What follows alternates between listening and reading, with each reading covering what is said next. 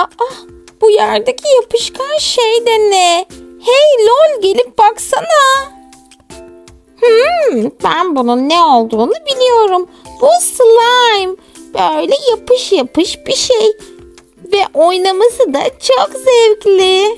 O zaman beraber oynayalım mı? Peki böyle elimle dokunsam elime yapışır mı? Aa, yapışmıyormuş. Çok güzel. Kızlar, burada slime varmış. Slime oynuyorsunuz ve beni çağırmıyorsunuz. Hadi slime'ın üzerinde ayak izi çıkarma oyunu oynayalım.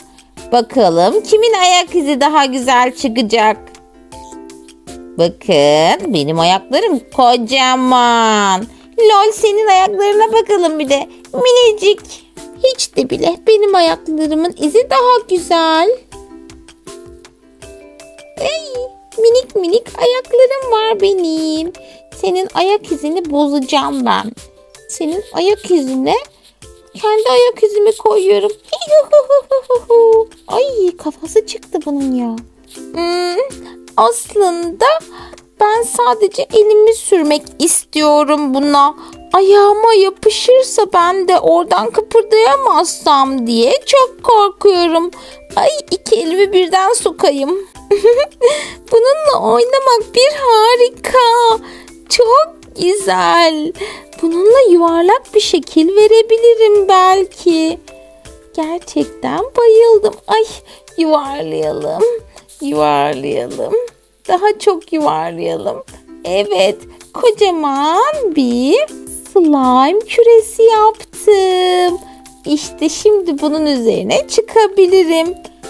Bakın, böyle çok güzel ayak izlerim oluyor. 3, 4, 5, 6, 7. Kızlar, bu kadar oynadığınız yeter. Şu dakikadan sonra slime'ınıza el koyuyorum. Eve mi götüreceksin? İzin vermiyorum. Bu hepimizin slime'ı. Git buradan. Asıl sen git buradan. Bu benim slime'ım. İşte gel slime. En güzel. Benim slime'ım. Arkadaşlar, pijamaskelilerden ay kızın yaptığını gördünüz mü? Şuna bakın, ne kadar ayıp. Lol bebeğe tekme attı ve lol bebeği yolladı o tarafa. Arkadaşlar, diğer videolarımızı görebilmek için şimdi hadi kanalımıza ücretsiz hemen abone olun. Hoşça kalın.